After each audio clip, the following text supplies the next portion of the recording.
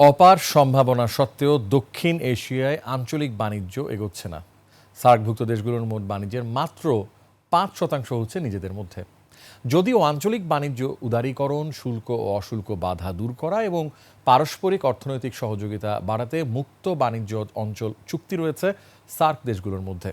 বিশ্লেষকরা বলছেন, এই অঞ্চলের বৃহৎ দেশ ভারতের আত্মকেন্দ্রিক মনোভাব বাণিজ্য সম্প্রসারণের সবচেয়ে বড় বাধা। বিস্তারিত সাদিয়া লাবনীর রিপোর্টে। দক্ষিণ এশিয়ায় ভারতের আত্মকেন্দ্রিক চিন্তার কারণে এ অঞ্চলে বাণিজ্য বাড়ছে না। যদিও ২০০ কোটি মানুষের দক্ষিণ এশিয়ায় মোট জিডিপি $৫.৩ ট্রিলিয়ন। তবে এ অঞ্চলের দেশগুলোর মোট বাণিজ্যের মাত্র ৫% করে নিজেদের মধ্যে।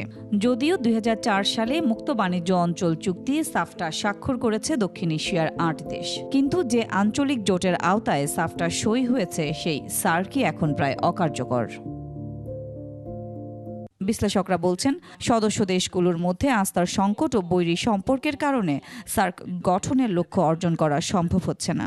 বছরের পর বছর যদি সার্কের এই শীর্ষ সম্মেলন না হয়, তাহলে সেক্ষেত্রে তো আসলে যে সাফটা রয়েছে, এই যে মুক্ত বাণিজ্য অঞ্চলের যে চুক্তি, সেই চুক্তিটাও কিন্তু আসলে কার্যকর হয় না, বা এই মুহূর্তে যতটুকু আছে ততটুকু সামনের দিনগুলোতে কতটা এগিয়ে নেওয়া যাবে সেটাও একটা চিন্তার বিষয়। জেনেক্সে শিফট করো, লাইফকে লিফট করো। বাণিজ্য উদারীকরণ ও সম্প্রসারণ না হওয়ার জন্য ভারতকেই বেশি দায়ী করছেন বিশ্লেষকরা। তারা বলছেন, ভারতের সাথে পাকিস্তানের সম্পর্ক খুবই বৈরী। অন্যদিকে বাংলাদেশ, নেপাল, মালদ্বীপ, শ্রীলঙ্কা, আফগানিস্তানের সাথেও দেশটির সম্পর্ক উষ্ণ নয়। আসলে ভারতের যে মনোভাব, যে তারা আসলে পাকিস্তান থাকলে সেখানে আসলে ভারত যাবে না, তো এই ধরনের যে চিন্তা ভাবনা, তো সেই চিন্তা ভাবনা আসলে অনেকটাই দায়ী। এবং আমি বলবো যে এই ভারত যদি এই যে মনোভাব সেখান থেকে বের হয়ে আসে, তাহলে সেই ক্ষেত্রে দেখা যাবে যে সার্ক সামিটটা হচ্ছে।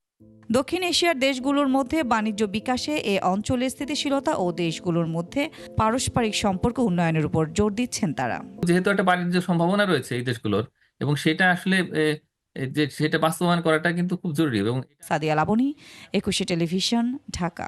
একটি অঞ্চল